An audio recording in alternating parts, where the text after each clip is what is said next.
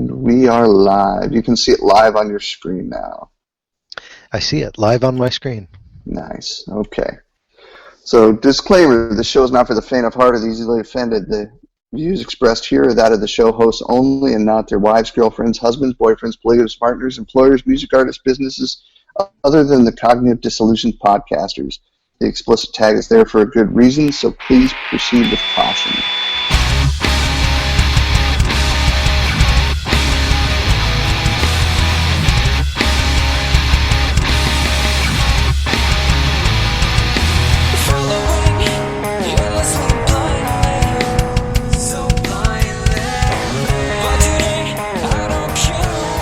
Ladies and gentlemen, to another episode of Cognitive Disillusions Podcast, where we address the current issues of today with brash humor, skepticism, or aggression to invoke critical thinking in the masses. We take everyone's tightly held beliefs, mash them up with current events, politics, religion, and then throw them to the fires of skepticism. We magnify the so-called logic and then blow it all up. There is no green zone of safety for the lack of critical thinking here. This is episode number 2. I'm Al, your primary host, and today with me is my co-host, Joel. And today we have a special guest, John. And there we go. How's everybody doing today? Pretty good, pretty good. John, how are you doing? Doing something new. Okay. And do you want to give a little bit of background about yourself to introduce yourself to the audience there, John? I'm a pretty simple kind of guy. I'm a master's student. I'm studying history, and I've spent an awful lot of time with my head up my ass playing Army. So, yeah. Oh, you and me both. So we got that in common. And we've known each other for about 6 years now, 7 years? Ish. Yeah. Yeah. It's been a good time. So today, Joel actually brought up the original topic discussion. We were going to cover the morality of a retributive justice system. And to be honest with you, I'm not really sure exactly what you mean by that, Joel. So do you want to define terms here so we can have a discussion on it? Yeah, I'll do my best. The other day it occurred to me, and it's funny how you read certain books and they somehow just become relevant to your life later. And a few months ago I read The Moral Arc by Michael Shermer. And one of the topics he discussed in the book had to do with retributive justice and our justice system in America and in other industrialized nations. And it's just such an interesting topic to me on a moral from a moral standpoint of how we do deal with justice, be it in our own personal, emotional lives and in the bigger scheme with our court systems and state, local, state, federal, all of that stuff. So it's kind of a big topic to unpack, but I think that the thing I was wanting to maybe discuss at length is whether or not in a system such as ours,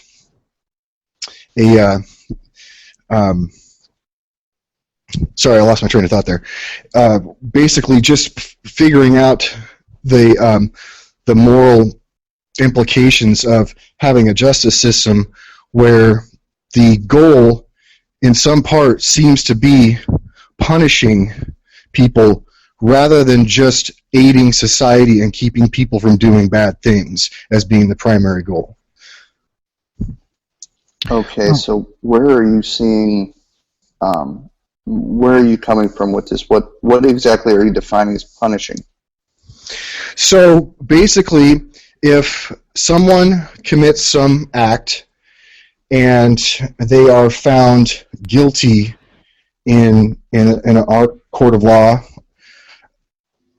what does that sentence, how much of that sentence has to do with either A, rehabilitating the person back to society, or B, just keeping them separate from society versus actually having a sense for the victim of retribution for the act. Well, when you say retribution, that's got some interesting baggage attached to it. That Sure. kind of sounds like you're talking about having the victim play a part in the sentencing process. Is that where you're going with this? Yeah, I think that happens by proxy with the state. Interesting, because our system primarily is based on two different notions, as you've already described them.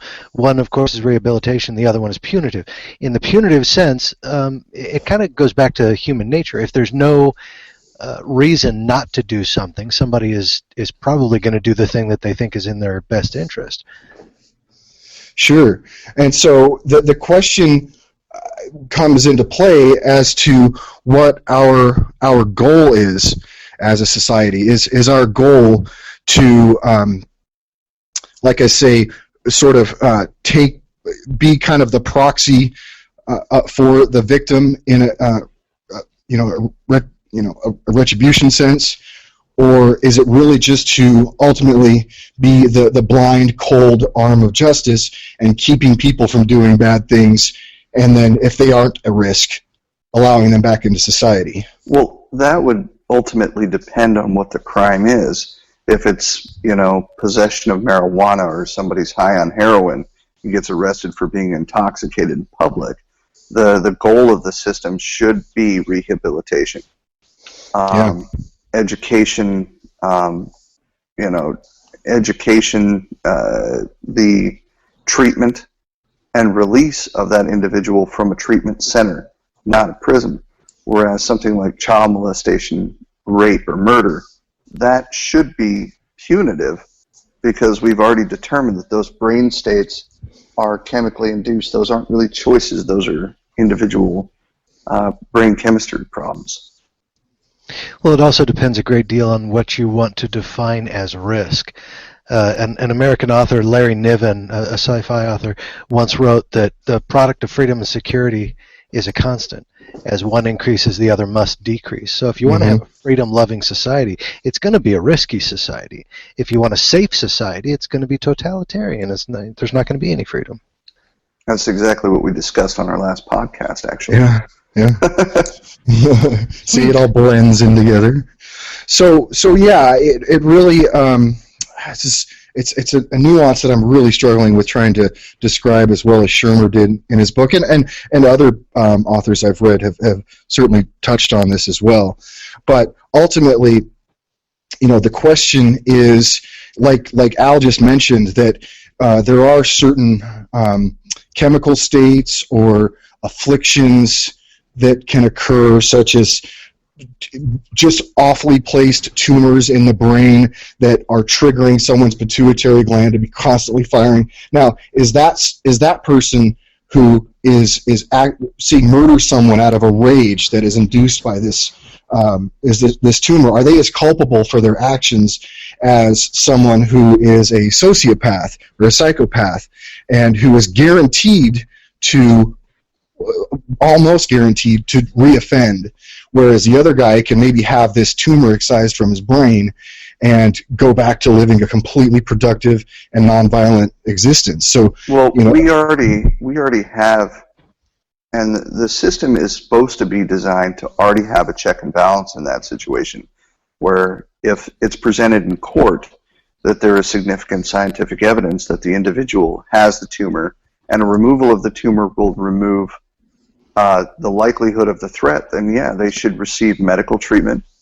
They should be treated for that tumor and put on like a temporary probation type of thing to determine whether or not those chemical levels go down. And if they do, then yeah, they're not culpable for a crime. They're culpable for a medical condition that caused the crime, therefore not guilty by reason of medical condition or insanity. I've never been a big fan. Crimes of passion, reasons of insanity. I've never been a huge fan. People. Okay, so this is that an admission that you've committed crimes of insanity, or? Oh, come on, Al. You know me better than that. Of course I have. So here's the deal. Okay, so people have used a lot of weird things to give themselves an excuse to commit crimes. Okay, people blame it on the devil. People blame it on insanity. People blame it on, oh, I caught him in bed with my wife, so I killed him in a crime of passion. Really? Come on. You're a human being. You're an adult. You know the difference between killing somebody and beating the living shit out of him. I'd rather see you beat the shit out of him than kill him, because honestly, there's a difference between murder and assault. And it doesn't take an insane person to kill, but it does take someone who doesn't understand or who doesn't value life. And I don't know that I would classify that as insanity. I wouldn't classify it as a tumor or anything like that. I would classify that, in that particular case, you're talking about someone who's just never properly educated about the value of life. Well, and it may not just be the value of life that's the issue. The way our justice system has leaned towards is it's cheaper to take the life than it is to, say, put them in the hospital for a beating. Then you get sued once they recover, and then it becomes financially cost viable to you. It's cheaper to kill them, go on trial, and then get found not guilty because of a crime of passion. So, unfortunately, part of our system, as Joel, I think, is rightly pointing out, is part of the problem. That is kind of a screwed up way to look at it, yeah. So I guess the question is, we certainly have in a perfect world kind of justice system, we want to think that what we are doing with our criminal justice system is simply removing threats from society. Ultimately, I mean that's ultimately should be the goal, is removing threats from society. But I think I wish I had prepared more, but I think that there's a lot of cases in which sentences are handed down not with that in mind, but with some other political motive and or just taking too much into account, like I say, being a proxy for the victim instead of being responsible for the state. Well, we also have a for-profit prison system, which affects a lot of it. I was waiting for somebody to bring that up.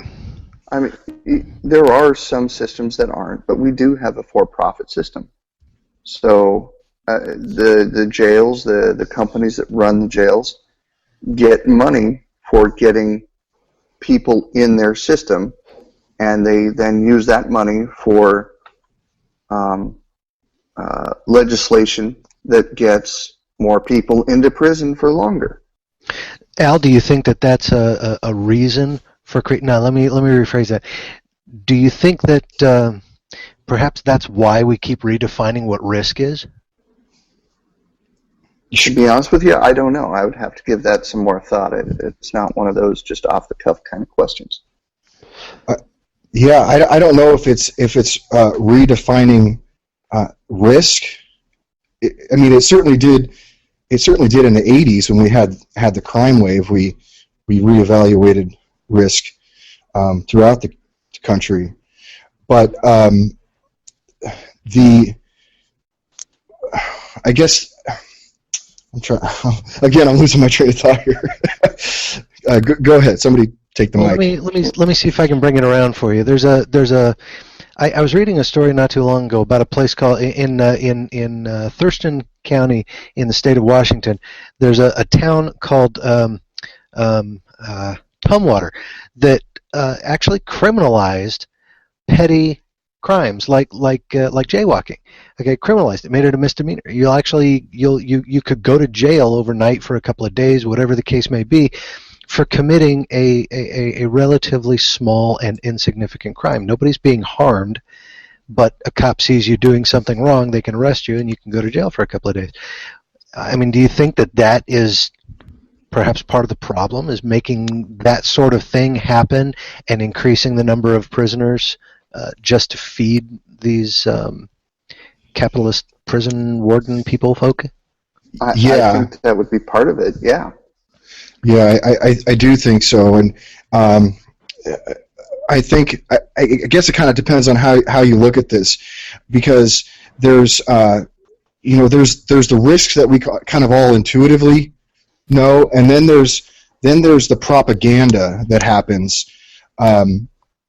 out towards people that use illicit drugs or what have you, and that risk is sort of fear-mongered into being elevated, when in fact it's not anymore risky. So that's where I'm getting kind of hung up, is I have this objective idea of risk, and then there's the political side of it, where that's a constantly moving target because of the lobby for the prison systems and things of that nature. So yeah, see, lobbies got to go, man. Lobbies are a problem. I agree there. Where do you stand on it, John? I mean, you've asked some good questions. Haven't really directly answered it, I don't think. I think that it is human nature for a victim to want to be vindicated, for a victim to feel as if justice has been served.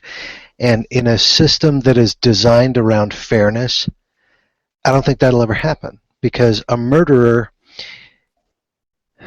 the only way that a victim of a murderer will feel vindicated is, first of all, if he's resurrected, and second, if the murderer is killed along with him. And I just don't see that ever happening. I don't think that will be practical under any circumstances. Now, as far as a crime like theft is concerned, I mean, somebody can get their stuff back, and that's usually sufficient. Do we really have to send somebody to jail for their entire life or for 20 years because they stole $20? I don't think so. Somebody steals a Lamborghini off the side of the street. Does that guy need to go to jail for 20 years? I don't think so. I would treat a $20 theft the same as a $100,000 theft myself. I mean, theft is theft. Well, I think it's the financial impact to the victim and the socioeconomic impact to the victim that's going to change things. Well, and now, change the type of punishment. So, like, say you steal, my car. That would be a different type of punishment than, say, you broke into my house and stole some of my food. Well, again, reparations is different from retribution. I agree. Reparation implies that, if you steal my car, you go and crash it, you're going to fix the thing for me or buy me a new one, whatever happens. I absolutely agree with that. That's justice. That's fine. But somebody stealing your car and going to jail for 20 years, it just doesn't feel fair to me. Yeah. And I would agree with you on that. I think there's a morality at play here that's affecting the choices, and I think part of that is due to the financial gain of a prison system. Yeah. Back when you and I were younger, and when Joel was younger, if I got caught drinking out with friends at 12, the sheriff didn't take me to jail. They took me home. Yeah, actually, and funny story, how I learned not to steal? My dad was a retail manager, and when I was caught at a store in the same mall but on the other side of the mall, I was caught by my mom stealing this little toy, right? And Mom, of course, calls Dad, hey, what do I do about this? Dad says, bring him back. And what my dad does is he sets it up so that one of the mall security guys calls the cops. And the cop comes down and hey, kid, you got caught. We got to take you downtown. And so what they did was they actually put me in cuffs. They put me in the cop car. And then at one point or another, the cop comes over. I'm bawling my eyes out. I'm probably 6 or 7 at this time. And the cop takes me out of the car. He says, you ever going to do that again? I said, no. He gives me back to my mom. Have a nice day. I think that there's a lot of people that didn't get an experience like that when they were growing up. Their parents warned them, their parents did this or that or the other thing, but nobody actually had a real experience where they tried and didn't just fail, didn't just get caught, but they actually got the experience.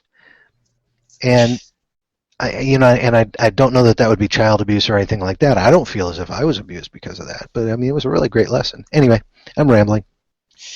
Yeah, the other thing to kind of factor into this are the vast differences in this country of socioeconomic, poor middle class.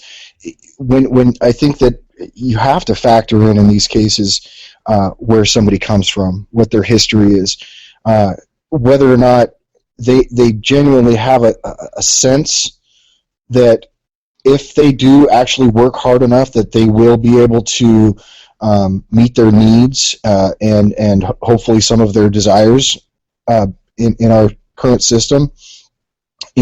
Somebody from a really poor background that from an early age learned that there wasn't probably a whole lot they were going to be able to do to move up in the world, so to speak. They learn kind of early on, especially in certain areas of the community, that the only way they're ever going to be able to achieve certain things is through taking from others or other nefarious means. And I think that plays into this. Society is only as strong as its weakest link, and we don't take that seriously enough. We need to build up these most vulnerable communities with education and resources for healthcare, all kinds of resources, and I think a lot of these problems resolve themselves in that way. Only if you have an immense faith in human nature. Yeah, I know. I'm a sucker for that. I'm no Augustinian. I don't think that we are inherently evil, but I'm much more a fan of Pelagius. You have a choice, okay? Everybody's got a choice. Even the poorest people in the world have a choice. Yes, we live in a society where we are capitalists. There are going to be people out there who want to abuse the system and just accumulate all the money that they possibly can. The 1% do exist. I will not deny that they exist. What I will deny is that the 99% don't have a choice. The 99% do have a choice. Even people living on the street have a choice of whether or not to commit crime. I'm not talking about survival here. I'm talking about whether or not to commit crime. There are, Sure. I know of plenty of shelters and soup kitchens that end up throwing food out. There's a choice there. Sorry, I'm interrupting. Go ahead. No. Those were valid follow-up points, and we do have an abundance of food that we are throwing out that could be going to feeding our own populations. I can't remember exactly where I read it, but there was something like the U.S. alone throws out more food than is necessary to feed the entire population. Yeah, absolutely. Country, the world. I remember reading that somewhere too. Yeah. That was actually something that was talked about several weeks ago. It seems like. So I can't remember where the article was. It was profound. It was something like 40 billion pounds of food per some ridiculously short amount of time that's thrown out that could go to people that are going hungry or unable to afford food. And I guess we have to to get back to what you were saying as well. I think for me it's terribly hard to really try and put myself in the shoes of maybe an inner city kid that has essentially no real examples of how to be a productive person in society. We've got a lot of dads being put in jail for petty things. I don't see how that's a difficult thing to do. You simply take the shoes off of the little fucker and put them on your own feet. Yeah, that's just what he needs is less shit.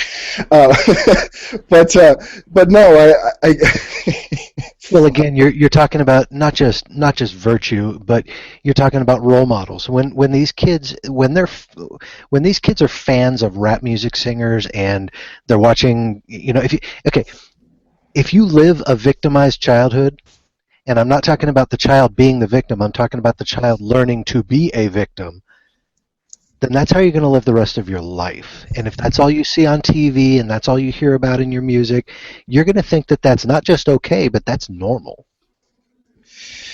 Yeah, I don't know if I'd want to take quite the leap, relating it to rap music, because or things of that nature, because that's kind of a result of the culture. I don't think that the culture is the result of the rap music. I think it's a self-perpetuating prophecy. Positive feedback loop kind of thing. Yes, absolutely. I think that yeah, the problem did exist, the problem does exist, but making it something, glorifying it is what happens in the music. You know, the rap music, the rap videos, okay, they show women shaking their butts, they show these glorious airplanes, they show rap music singers with bling all over themselves, throwing money around like they've got billions of dollars in cash just laying around, when it's all just props. But the kids don't know the difference. The kids just see people living the lap of luxury, and they believe that being a gangster was the manner in which those people got that stuff. So do you guys know the difference between making it rain and making it hail? Uh-oh. No. So making it rain is where you throw dollar bills. Making it hail is where you throw quarters because you're a baller on a budget, bitch. I kind of had a feeling that's where that was going. Cute. It's cute. Got a roll of quarters heading down to the club. No, I'm quite serious about this. I mean, it's I too. I just had to throw a little levity in there. I mean, there's a very definite connection between how someone lives and what they teach themselves. Again, I'm not talking about the parents. The parents do play a part in this, but it's the parents, it's the schools. It's a nature of versus nurture type of thing. Human nature says, if it feels right, I'm doing it. And unless a 2-year-old is taught to share toys and to respect parents, they're going to grow up doing what feels good and not what feels right. See, I kind of disagree with that. I think that empathy, and this is not across. I wouldn't say every single person is born with this, but I think most people are, through evolution, have developed empathy. And you really see kids from a really young age already have this happening intuitively, when there's no reason to think that they've learned any really nuanced lessons, but they're doing these things intuitively. There's been plenty of studies that have showed that, and so I think that empathy is actually burned out of people through their circumstances, rather than never learned. You know, I might go along with you on that one. You know, especially if they're seeing their kids, their friends, their uncles, their cousins being arrested all the time. But again, is that a perpetuating problem? Well, it's something that they can get themselves. Yeah, I don't think. Obviously, there's a lot of factors that go into that. I mean, we just kind of talked about some of them, as far as our justice system and how it's set up to, really not be very friendly to particularly minorities, but poor people in general. It's certainly rigged for those people that are well off and affluent, because we've got kids in Texas that are getting away with killing somebody while they're driving drunk because they have an affliction called affluency. So, yeah, if you could tell me where do I need to go to get that white privilege? I haven't quite figured that out yet. Are you white? Internet?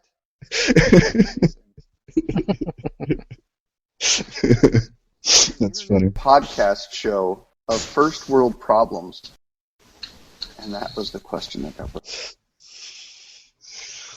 So, are you suggesting that white privilege is not as prevalent as the progressives are kind of making it out to be?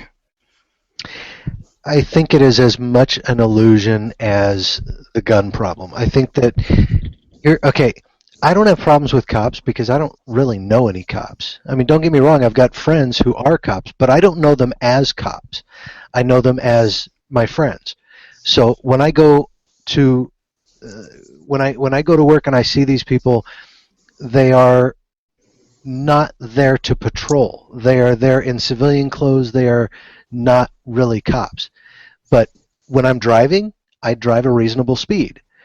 I generally don't carry a gun, and I generally don't go to places where I know that cops are going to be. Now, if you happen to live in an area where you know cops are going to be, that's a pretty big problem. And I can understand how that's a problem. But that's not a matter of white privilege. That's not a matter of being black. That's a matter of that's where you live. If you want to move somewhere else, you move somewhere else. Now, if the only place you can afford is somewhere cheap and the only cheap places around are in bad neighborhoods, again, that's a problem. But there are options out there. You just need to work for finding them. Yeah, there are certainly anomalies in which people get themselves out of those situations. But again, we're talking about generations of families that are in constant turmoil. From I have this saying, "Fucked from the start." That's where these kids are being born into, and I think that the illusion is the choice that you're kind of presenting. I think that's the illusion. In that vacuum of that system, there's a lot of people that grow up with no hope, and I think without hope, you don't have a stripper. You don't have a stripper. And why don't they have hope though? Because, like I say, they're growing up in households where their dad has been in jail for 5 years and they're 8 years old, or something along those lines, and again, that'll go back generations. So what you're suggesting is that the nurture situation is teaching that child that being arrested and being in jail is either normal or it happens to people like me. I think yes. I don't think that's either or. And there's no way out of that? I'm not saying there's no way out, but I'm saying it's an uphill battle that people born in suburbs don't have to face ever. Well, absolutely, but so is the uphill battle of being born white. I mean, can you imagine getting up every day and turning on the TV and having CNN and MSNBC and everybody else telling you just how awful you are because you're white? Okay, and I'm not saying that actually happens, but that's the implication. That's what the conservative implication is that when you turn on the TV, there's always a black person there telling you suck. And if that's the case, if that rhetoric continues to go around conservative circles, this is the concept. What this is called is an echo chamber. Okay, the conservatives are guilty of it. The progressives are guilty. Everybody's guilty of it. This is surrounding yourself with people who are of like mind. And sure. The more you surround yourself with people who are of like mind, the less you're going to be hearing alternative opinions. So if you're black and you surround yourself with blacks, and all of those people have been in jail, you're going to be surrounding yourself with people who are talking about being in jail. And it becomes an echo chamber. You start to think that the entire world is about being in jail. Is that not valid? It's not if it's never actually happened to you, or if it's never happened to you for a legitimate reason. If you're the guy who gets up in the morning, puts a gun on his belt, and walks around like a gangster, you're asking for trouble, man. Yeah. But in these communities, though, it is sectarian as anywhere over in the Sunni Shia conflicts. I mean, if you're not part of something, you're on your own, and that's a hard thing to get out. I want to clear up one other point about white privilege. The concept of white privilege, and maybe this is how I look at it. Anyways, I guess I can only say that much. White privilege is not about bringing people that are white down. It's about bringing everybody else up. So that we all have as close to a level playing field as we can get. I understand that's out there. That's not something that's reasonable. Al can attest to how rosy-eyed my glasses can get. So, but I'll drink that Kool-Aid. I'll drink that Kool-Aid. You know why? Because I do sense a certain amount of privilege in my life, and I know it's there. But I also know that other people have their privileges as well that I don't have. For example, I didn't get any special treatment to get into a college because, I got white skin.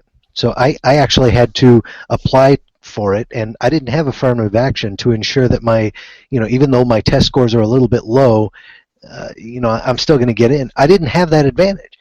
I didn't have the advantage of being able to look somebody in the face and say, my people were, this or that or the other thing, and so you need to give me some respect because I'm dealing with that. I don't have that. I can empathize with you there. I do have this belief, particularly about affirmative action, that, and I think Jim Webb brought it up during the debate. Affirmative action is should be maybe viewed as one facet of reparations for our nation's checkered history, and what we did to African Americans, and I do think that caused generations of issues. Is there choice? There's no logical fallacy to there being a choice to do this or not do that. That doesn't exist. But you have to bring in the context. You have to be practical about it. Well, you got to be careful with the blanket statement of white reparations. For instance, my biological ancestors at my parents' level were immigrants to this country before I was born. Yeah. So their parents weren't even in this country. They moved here with their families. They became immigrants in their teens. And then I was born and naturally kicked on out. But so I owe no reparations towards. It's not about you, man. It's not about you owing. No, you know what I mean? What I'm saying is this implication that all whites in America owe reparations. That's not necessarily true. No. You got to treat everybody, equally I don't look at on it that way. regard. And I don't see, there's a lot of black Americans in this country, a lot of minorities in this country that go, well, I'm owed reparations, but they weren't ever part of it. Well, Joel brings up a very good point. Joel is talking about bringing everyone else up. He's talking about the very democratic notion of having everyone start at the same level. I truly am a capitalist. I love the capitalist system, but I think that everyone should be starting on a level playing field. So I don't disregard that, and I'm not opposed to that. I'm actually for that. So I want that clarified. But I'm concerned about the viewpoint that there's some sort of blanket statement that we can apply to everybody, and that's a problem for me. Yeah, can I just clear up one thing? Again, this is my opinion. I don't think that affirmative action or reparations. I don't really buy into the idea of monetary reparations. And I know that's been a part of our history to some extent, but it's not about white people owing black people. It's about the society that we've all created, realizing that we need to bring these people back up because we push them as a society, as our history dictates, we push them really fucking far down. We've got to do what we can as a society. We're all part of the society, blacks, whites, everybody that comes here and lives here. We're all part of this society. So we're all helping certain people that need it. That's all it is. It's just adjusting resources to help people that need it. Well, and I don't have a problem with okay. So back in the 90s, I didn't have a problem with affirmative action. I understood it. I understood that there are a disproportionate number of people in certain segments of society. We'll just go with blacks because that works. Who did not really have the opportunity to get a decent education. I'm okay with affirmative action and the notion that those people need to be brought up, that you need to start somewhere. And if you're going to start somewhere, you just got to pick people. And And you're right. The 20 acres and a mule thing just it really needs to go away. That was the 1870s. That was quite possibly the worst period in American history ever. Period. So when you're asking yourself, how do you bring up an entire segment of a population, there's got to be a semblance of personal responsibility involved. If the people that you are bringing up don't realize why you are bringing them up, then all they see is you giving them free shit. And then their kids are going to see that their parents got free shit, and they're going to expect free shit. So unless you frame affirmative action in the correct fashion and you ensure that everybody who is benefiting from that, including the people who aren't actually benefiting from it, understand why that is happening, then the next generation is not going to understand, and they're just going to want free shit. That was part of my point. Sure, and I'm with you on that. What I would say, maybe just in chorus with you on that, is that we all do benefit when we as a society decide that this is the ground floor is too low, that the ground floor needs to be raised, that we will not let people fall, in an opportunity sense, fall below this level. That's where this comes into play. It's bringing up the bottom end of our society, the poorest and most vulnerable people of our society, and I think we're all in accord on that being a good idea. And I think education, healthcare, those kinds of things are the ways that we do that. Well, and getting back to the nature versus nurture thing, I'm going to bring up rap music again, but I'm going to do it for a good purpose. So check this out. You remember back in the 90s, there were bands like CNC Music Factory. You had actors like Wesley Snipes, and then you had their antithesis. You had the rap music that was geared toward dance and celebration, and the actors who were celebrated as very formative and very positive images on black communities. And then you had the antithesis of them. You had the Samuel L. Jackson, who was always playing the crook, always playing the bad guy. He was playing the stereotypical criminal black guy.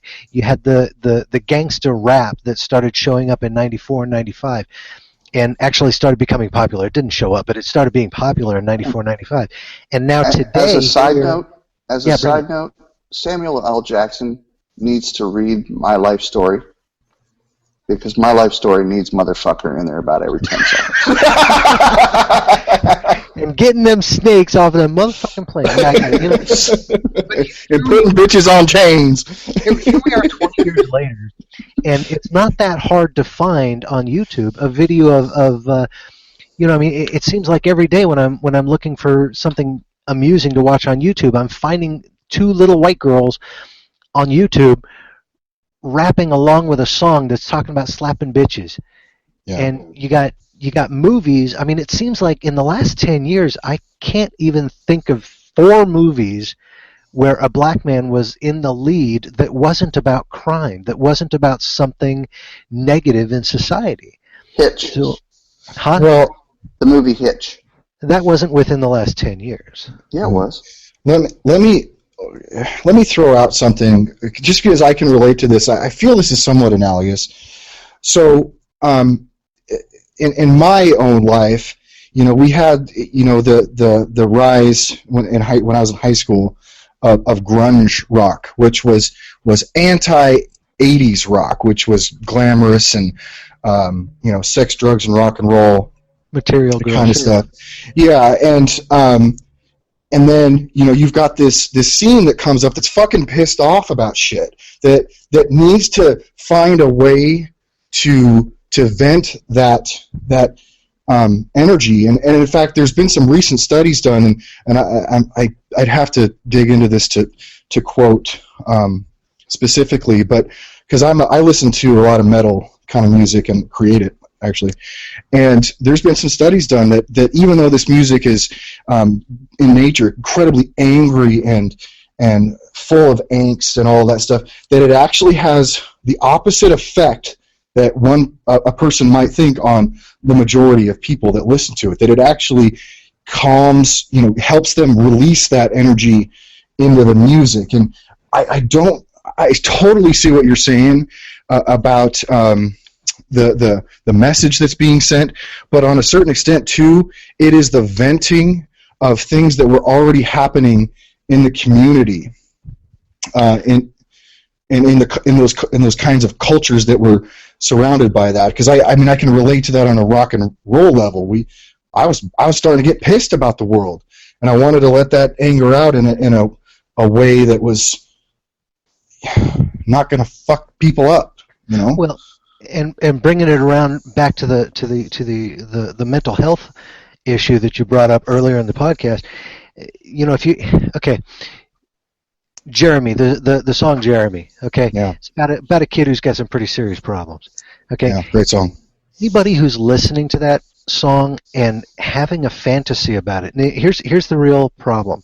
If you've got anybody out there who fantasizes about making that come true, then that's a problem. But where you're talking about the people who are listening to it, they've got a little bit of angst and they just want to get it out, and they've got this frustration penned up and the music helps them release it, that's awesome. That's great. That's therapy. But in the case of the guy who makes that into a personal fantasy, you know, that's a huge problem. And where the rap music is concerned, that can be a problem for not just the person and his immediately family. That can be a problem for all of society. Well, for Jeremy as well. I mean, Jeremy becomes, you know. But anyway, go ahead. Yeah. I can definitely see that, and it kind of gets back to what we were talking about before. Is, you know, as far as, you know, obviously a more free society is inherently a less safe society on some kind of XY axis. Yeah, I mean, it really does. Everything starts to come down to you know, shrinking these bubbles and getting down to the family level, and bringing people up on an individual level so that they are emotionally capable of discerning the difference between fantasy, release of those energies, and actually allowing those things to turn into an echo chamber.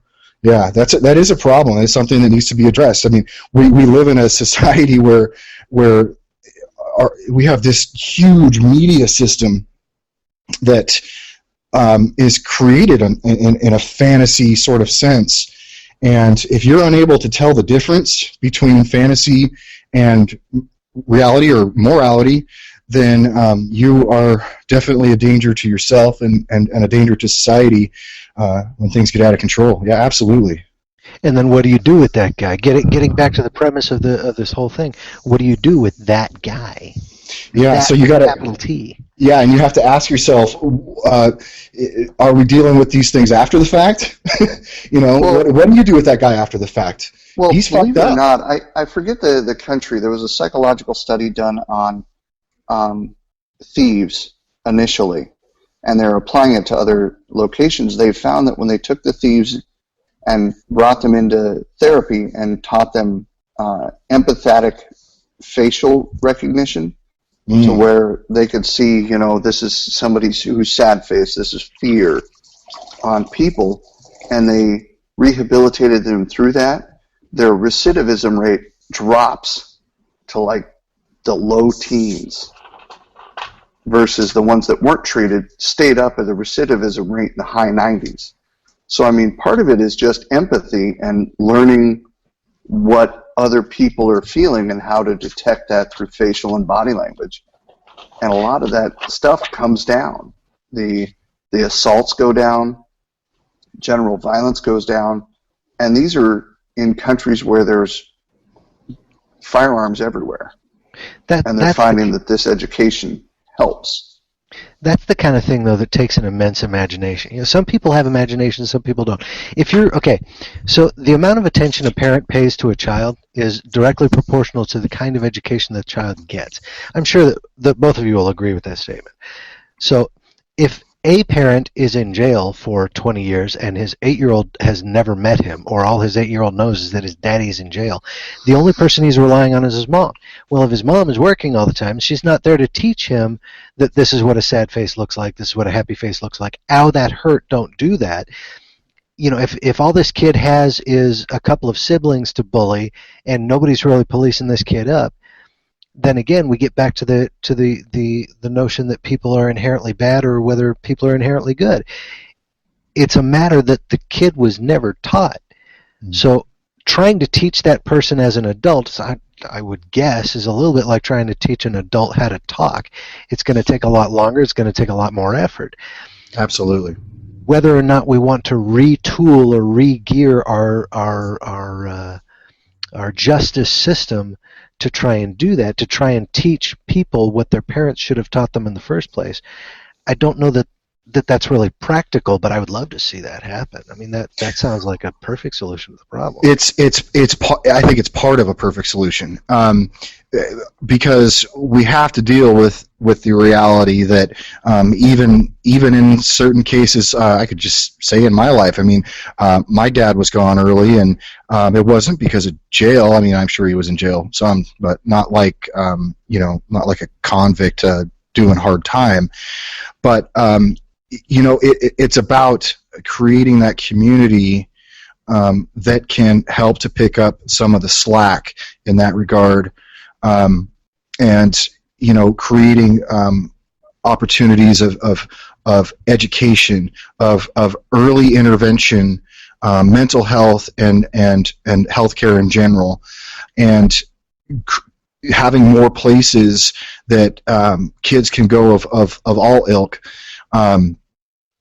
And get things that they may just happen to be lacking because of circumstances, and it's a multiple. There's multiple things that you can do. The justice system, education. I am as big of an education advocate as there is. I can't imagine anybody being more of an advocate for education than I am, despite my lack of it.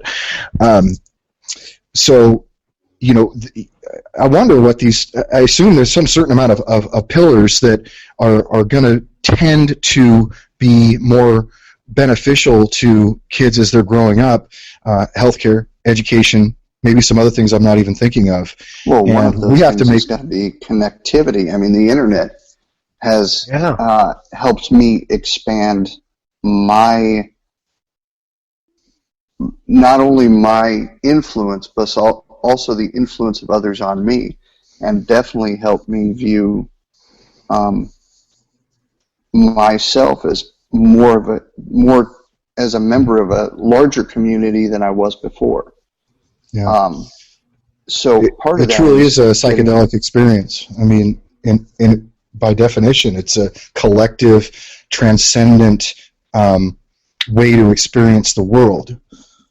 What an interesting choice of words. Are you two suggesting that the internet connects you with everyone else in the world in the same fashion that the Akashic Record connects Buddhists? No. How very interesting. No, I never asserted that whatsoever. I think he thought I did.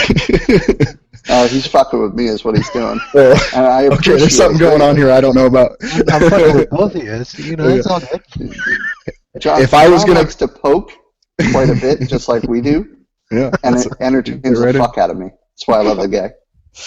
Yeah, I tell you, it's just full disclosure. If somebody made me put a gun to my head, made me choose a religion, a world religion, it would be Buddhism, more than likely. But yeah, I do think a lot of the ways they deal with certain things is particularly meditation.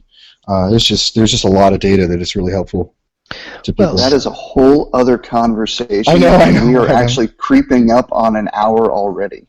Okay. Well, it is a little bit tied in. Okay, when you're talking about Buddhism, you're talking about a lot of self-awareness, and when in a big way in this media-soaked society that we live in, there really is no sense of self-identification. There's a huge sense of the self, but it's more of a cult of personality thing where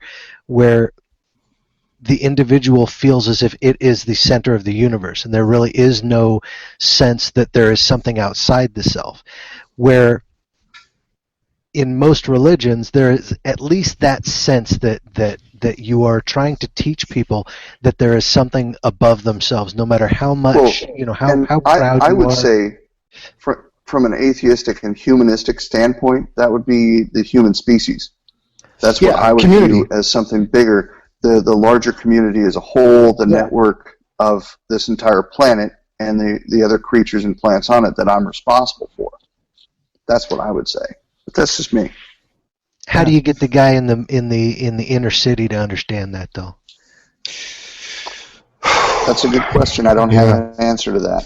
Well, I think it's some of the things that I was bringing up. We need a gross shift in resources.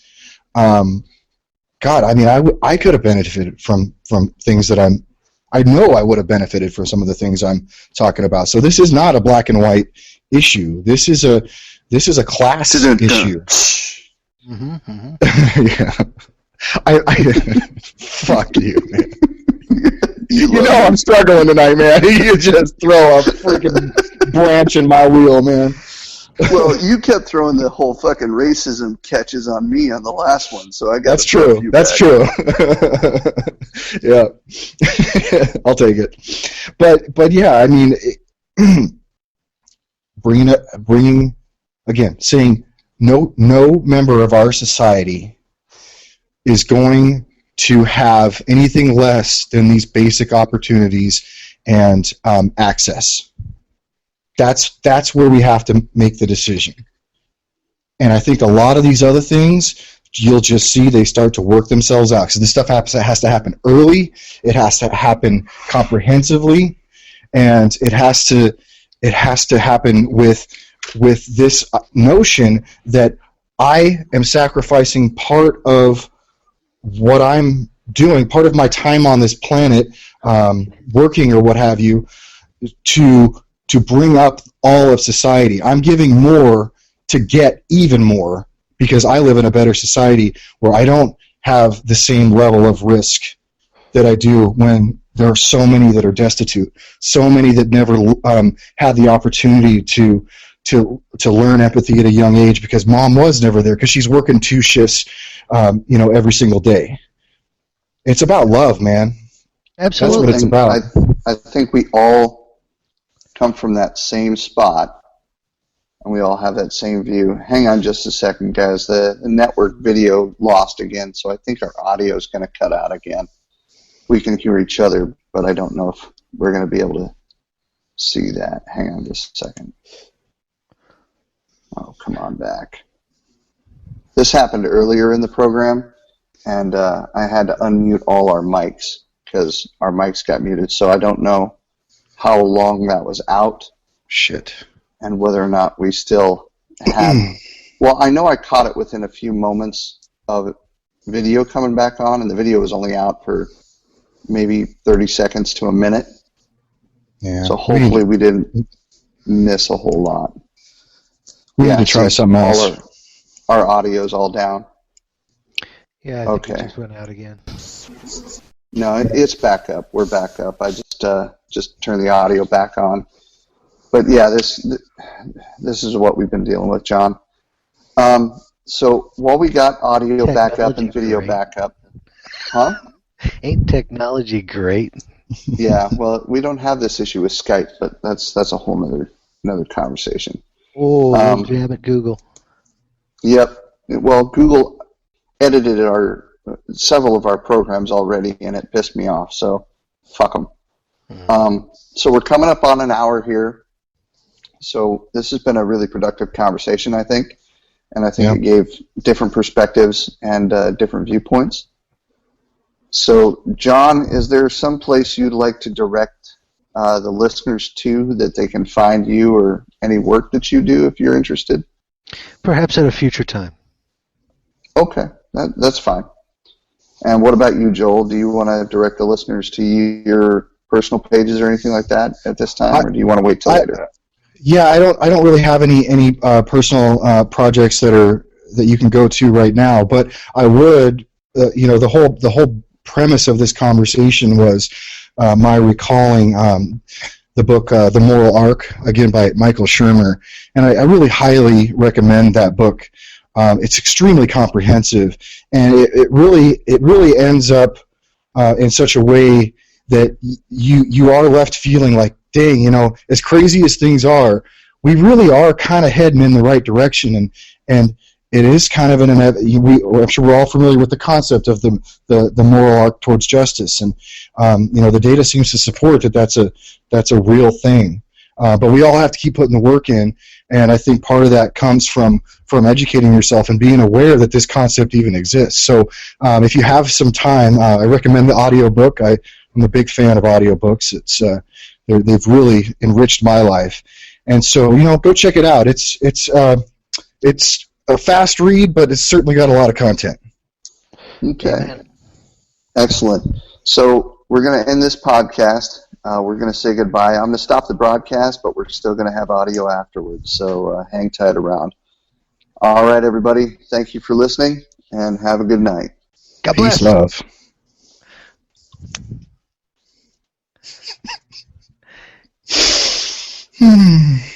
Like that little plug at the end, Joel? Yeah, I do those too. I get them in right at the last second. Al's a racist.